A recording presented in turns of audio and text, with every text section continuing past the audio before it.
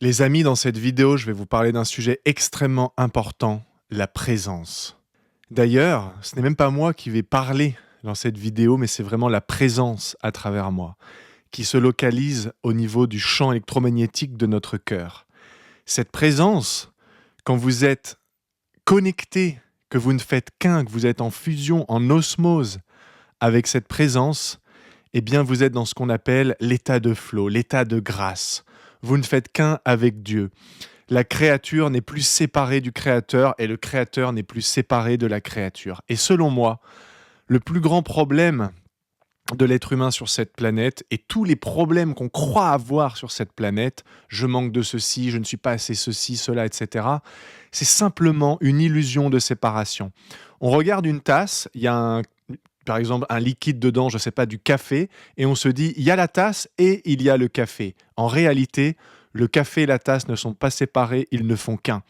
Quand Néo regarde dans Matrix, quand il arrive chez l'oracle, un petit enfant en train de tordre une cuillère, l'enfant dit à Néo, n'essaye pas de tordre la cuillère. En gros, ce qu'il lui dit, c'est, tu es la cuillère. Il n'y a pas de séparation entre toi et la cuillère.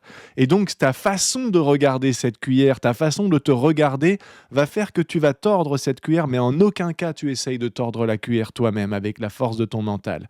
Et la présence, je vais vraiment essayer de définir l'indéfinissable dans cette vidéo, parce que c'est quelque chose que finalement tout le monde cherche à atteindre, à vivre. On parle d'illumination, d'éveil, etc. Mais de quoi on parle au juste?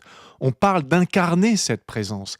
Quand tu habites ton corps, quand tu habites ta vie, quand tu laisses cette présence n'être qu'un avec toi, mais ta vie change. Et elle change de manière instantanée. Pas besoin de travailler sur toi, de techniques, de machin, de visualiser, de ressentir, de je ne sais quoi. La présence n'a pas besoin de visualisation, de ressenti ou que sais-je.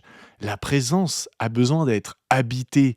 Donc dit autrement, il faut simplement arrêter de se brancher sur une fréquence qui vient court-circuiter un état d'être qui est naturel. C'est-à-dire quand, par exemple, comme moi, tu as tes deux yeux, donc tu n'es pas aveugle, tu n'es pas en train de t'exciter, de te dire « Putain, regardez, je vois, c'est trop bien, je vois ». Non, c'est un état d'être normal, point. Tu te poses même pas de questions. Quand tu es en parfaite santé, vraiment en parfaite santé, tu n'es pas en train de te dire « Il faut que je sois en bonne santé, je vibre la bonne santé, etc. » Tu es en bonne santé, point. C'est quand tu tombes malade que là, d'un coup, tu te dis bah, j'aimerais bien retrouver la santé. Donc là, tu vas commencer peut-être à faire des protocoles pour guérir, etc.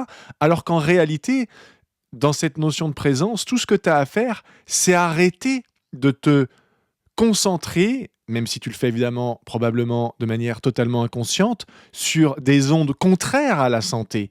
En fait, en physique quantique, on parle de quoi? On parle de futurs potentiels qui sont illimités. Ça veut dire qu'à l'instant T, il existe le futur potentiel que je sois malade, très malade, un petit peu malade ou en très bonne santé. Ok. Eh bien, il suffit d'arrêter de se mettre sur une fréquence, sur un câblage, sur une ondulation qui part de notre cœur, je vais expliquer ça après, qui produit des ondes contraires à la bonne santé et qui font que je ne suis pas en bonne santé. C'est-à-dire que la fréquence de « je suis en parfaite santé », elle existe, elle est toujours là. Si ta vie, c'est comme une ligne, comme tu vois une bande fréquentielle, et ben à certaines fréquences, je suis malade, alors qu'à cette fréquence tout au bout du compte, je suis en parfaite santé. Il suffit de te déplacer, de déplacer ce curseur de ce qui émane de toi. Et du coup, comment on fait ça? Moi, je pense qu'on surestime complètement ce qu'est notre cerveau. Je pense que non seulement on surestime ce qu'est notre cerveau, mais on ne comprend pas ce qu'est la conscience. Conscience et présence, c'est intimement lié. Je pense que notre conscience n'est pas quelque chose comme ça de volatile qui est dans l'univers que d'ailleurs aujourd'hui on n'arrive pas à définir. On est capable d'envoyer des fusées sur Mars, on a soi-disant marché sur la Lune, etc. Je dis soi-disant parce qu'en fait j'en sais rien, j'étais pas là. Mais on ne sait pas définir à peine 5% de ce qu'est la conscience. On a des hypothèses, parfois brillantes, etc. Mais on ne sait pas réellement comment tout ça fonctionne.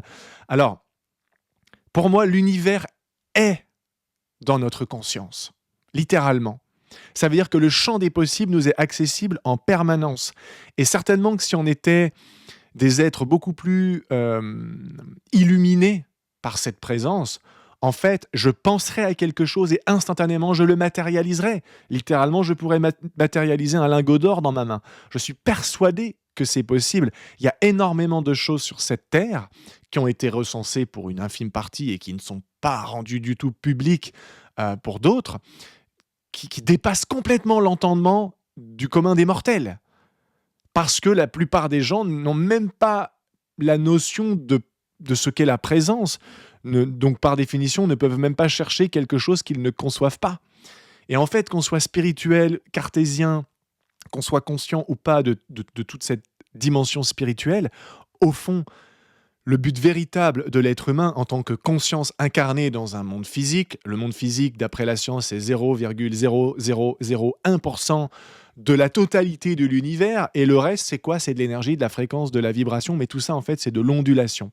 Et donc, quand tu comprends que ton cœur est littéralement le cœur de Dieu, comme si toi, moi, on est une pièce d'un puzzle, et ce puzzle s'appelle Dieu. Quand tu comprends que tu n'es pas un type ou une nana en train de faire l'expérience de l'univers ou de Dieu, appelle ça comme tu le souhaites, mais l'univers ou Dieu en train de faire l'expérience de lui-même, tu comprends que Dieu, la création, est constamment avec toi, en toi. Que tu es la création. Et que tu es la création en train de s'observer à travers celui ou celle que tu crois être. Quand tu comprends que tout part de ton cœur, et que ton cœur, c'est pas juste un organe, une pompe qui envoie le sang, etc., mais que c'est un champ électromagnétique qui relie la conscience avec un la capital majuscule, Dieu, qui est dans ton cœur. Comment on fait tout ça? Comment est-ce qu'on peut manifester absolument tout ce qu'on veut? Et là, on n'a même plus besoin de parler de ces choses assez rigolotes, conceptuelles, que sont la loi de l'attraction, etc., ou le fait de visualiser, de ressentir, etc. À un certain niveau, petite parenthèse, oui, ça peut être bien les affirmations positives. Oui, ça peut être bien la visualisation créatrice. Oui, ça peut être bien de ressentir comme si c'était déjà là. Mais au niveau le plus haut, tu n'as besoin d'aucune technique. La présence n'est pas une technique. Est-ce que Jésus-Christ, dans les évangiles, disait « Je vais visualiser, je vais ressentir et tu vas être guéri, lève-toi et marche ». Absolument pas. Jésus-Christ, c'était un être qui est venu sur Terre pour nous montrer qu'est-ce que ça produit un être humain, parce que c'était avant tout un être humain, bien qu'il est né de l'Immaculée Conception, c'était un être humain. Très bien. Un être humain qui des fois avait peur, qui des fois était triste, qui des fois pleurait, mais il n'avait aucune séparation en lui. Il n'avait aucune ondulation de séparation entre le Père et lui. Il disait d'ailleurs, je ne fais rien de moi-même, c'est le Père qui agit en moi, qui fait toutes ces choses. Tout ce que vous voyez, tout ce que vous me voyez faire, je ne fais rien, elles ne proviennent pas de moi, c'est le Père, donc la présence qui agit à travers moi. T'es paraplégique, lève-toi et marche. Il lui suffisait de le déclarer avec j'ai envie de dire avec une certitude totale que la personne allait être guérie instantanément. Mais quand je dis une certitude totale, il ne s'agit pas de se convaincre. C'est juste qu'il n'y a aucune séparation, comme Neo qui regarde la cuillère dans Matrix et qui à un moment donné réalise que s'il veut tordre la cuillère, il ne doit pas chercher à la tordre, il doit déclarer qu'elle est déjà tordue. Donc, il ne fait plus de séparation entre lui et ce qu'il regarde. Dit autrement, l'observateur et l'observé ne font qu'un. Et là, la matière réagit instantanément. Quand Jésus réalise des miracles, par exemple, quand il marche sur l'eau, il n'est pas en train d'annuler certaines lois physiques, comme par exemple la gravité, qui fait que normalement, si tu marches sur l'eau, tu tombes au fond de l'eau. Bon, il est simplement dans un état vibratoire, dans un état d'ondulation, qui supplante les lois physiques et terrestres de notre monde, tout simplement. Et comment on arrive à ça?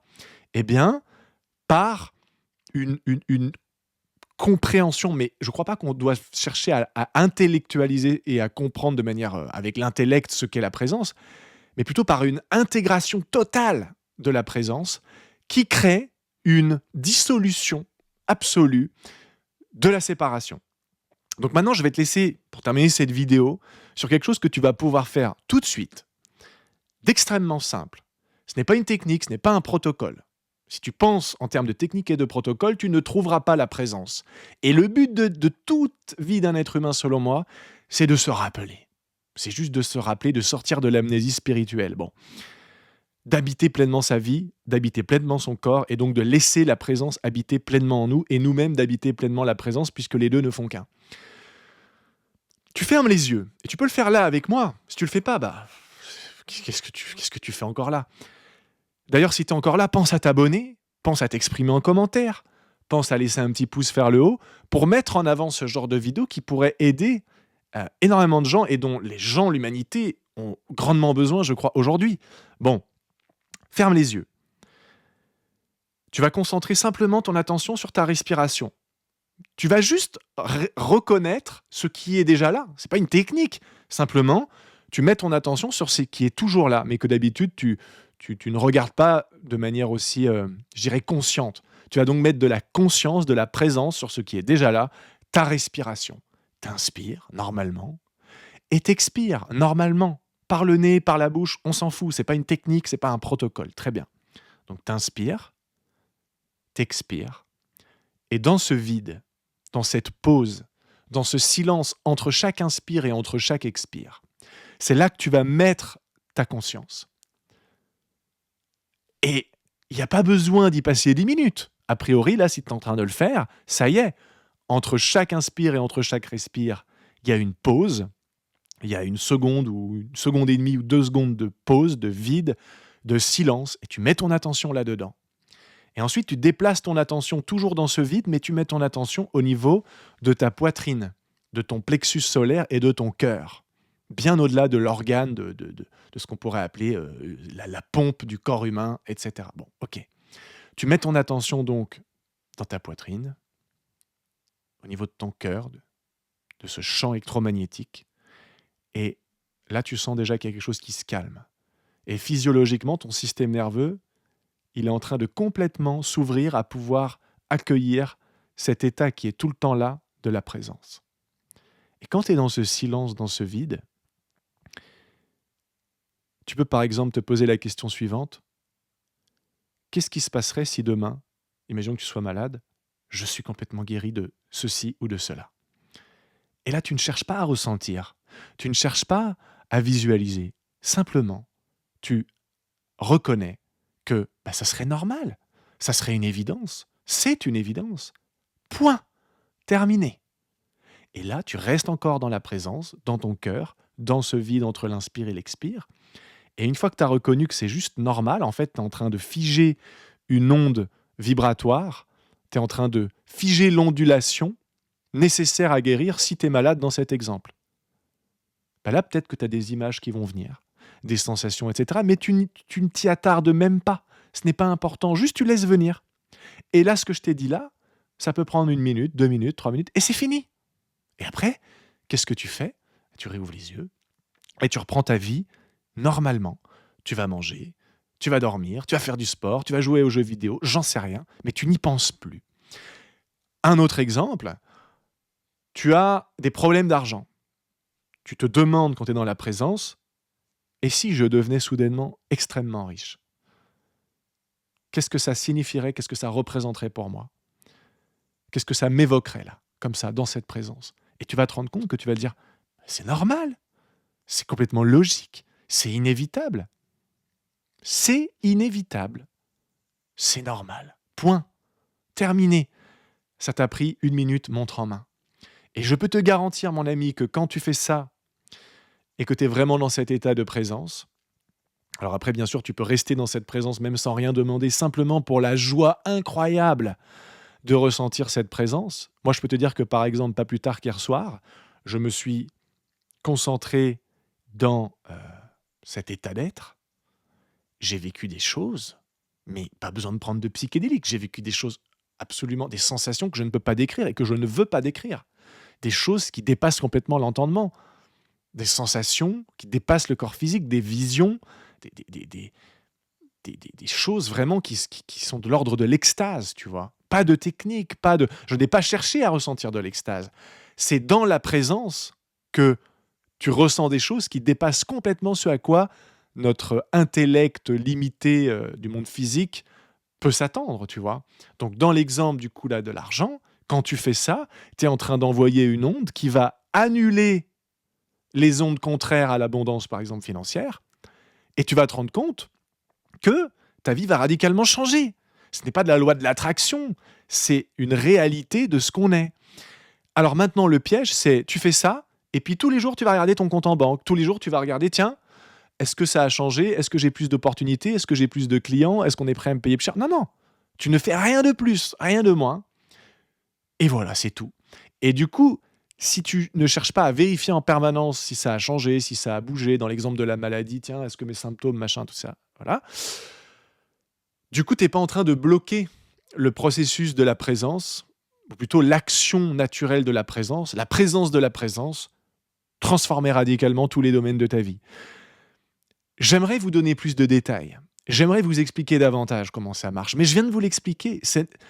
L'intellect humain ne peut pas comprendre à quel point c'est aussi simple de faire l'expérience de Dieu et quelque part d'être Dieu, de ne faire qu'un avec Dieu.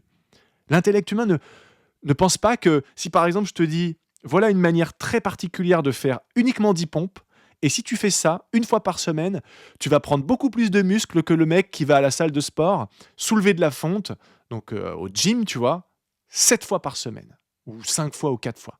Parce que tu dis non, c'est pas possible. Et justement, c'est ça le problème. Donc quand tu cherches à vérifier, quand tu cherches à comprendre, tu ne peux pas faire l'expérience de cette présence, tout simplement. Et ça m'aura pris 34 ans à comprendre, toute une vie.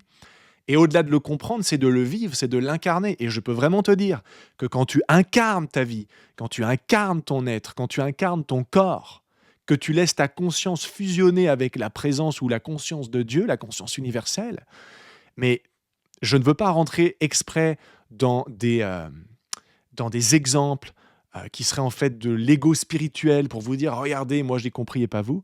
Je peux simplement vous dire que l'état de miracle dans ta vie devient une normalité. Et que, comme disait le Christ, ce que moi j'ai fait, vous ferez la même chose et plus encore. Et le miracle, c'est simplement de réaliser que, punaise, t'es une conscience dans un corps physique, dans le grand jeu qu'est la vie, et tu n'es pas séparé. Et là, tu peux juste aller faire un truc aussi simple quand je parle de miracle que d'aller te balader en forêt. Et d'un coup, il y a les rayons du soleil qui passent à travers les arbres. Et là, tu te laisses caresser le visage par la création, par la beauté de la création. Et tu t'arrêtes parce que tu es obligé de t'arrêter. Parce que tu sens que Dieu te regarde et tu sens que Dieu se regarde à travers toi, à travers tes yeux. Et tu ne fais plus qu'un. Et tu es dans cette présence. Et là, ce que tu ressens, c'est indescriptible. Et à partir de cet état indescriptible, ce que tu pulses à travers ton corps en termes d'ondulation dans le champ magnétique, électromagnétique de ce qu'est la vie au sens qu'on la perçoit, qu'on la conçoit, c'est-à-dire la réalité physique tridimensionnelle, mais tu as un pouvoir sur la vie de manifestation, de création, de guérison, d'abondance, de ce que tu veux, qui est absolument hors norme. Et là, d'un coup, tous les petits désirs fantaisistes de l'ego, ça n'existe plus. Les amis, je vais m'arrêter là. Si vous avez des questions, n'hésitez pas. Si vous voulez aller vraiment plus loin, je n'ai rien à vous vendre par rapport à ça. Vous avez dans la description le lien de mon canal Telegram. On est bientôt plus de 900 membres. Et on parle de tous les secrets, de tous les mystères de la conscience, de Dieu, du cœur, de l'âme, de l'esprit et du corps. On parle de tous les sujets de la vie. Il y a une bienveillance incroyable. C'est complètement gratuit. Il n'y a pas d'adresse mail à rentrer, je ne sais quoi. Tu cliques sur le lien, tu y rentres avec ton téléphone, ta tablette, ton ordinateur. Tu restes, tu pars quand tu veux, aucune importance. Et tu verras que la magie qu'il y a dans ce groupe Telegram, elle a le pouvoir de changer ta vie. Tu peux poser tes questions à tout moment. Moi, mon but, c'est vraiment, finalement, une seule et même chose, c'est d'amener un maximum d'êtres humains à se réveiller de l'amnésie spirituelle pour incarner, pas pour conceptualiser, mais pour incarner la présence. Et quand on sera un nombre suffisant d'êtres humains sur Terre à incarner la présence, il va y avoir un véritable changement de paradigme sur Terre. Et ça prendra le temps qu'il faut, et c'est pas grave. Et je serai mort bien avant que ça arrive. Mais j'y aurai au moins un petit peu contribué à ma manière. Et j'espère que ce sera également ton cas. Et même si tu n'y contribues pas à échelle collective mondiale, si tu peux y contribuer, ne serait-ce que pour toi-même, comme rien n'est séparé, alors ça contribuera dans tous les cas à chaque personne, et ça profitera à chaque être humain de la planète, puisque rien n'est séparé. C'était le mot de la fin. C'était David Bertrand. Pense à t'abonner pour soutenir mon travail. Pense à laisser un commentaire. Pense à laisser un petit pouce vers le haut pour vraiment propulser tout ça dans les algorithmes de YouTube. On embrasse YouTube. On embrasse la création. On embrasse la présence. Merci beaucoup. À la prochaine.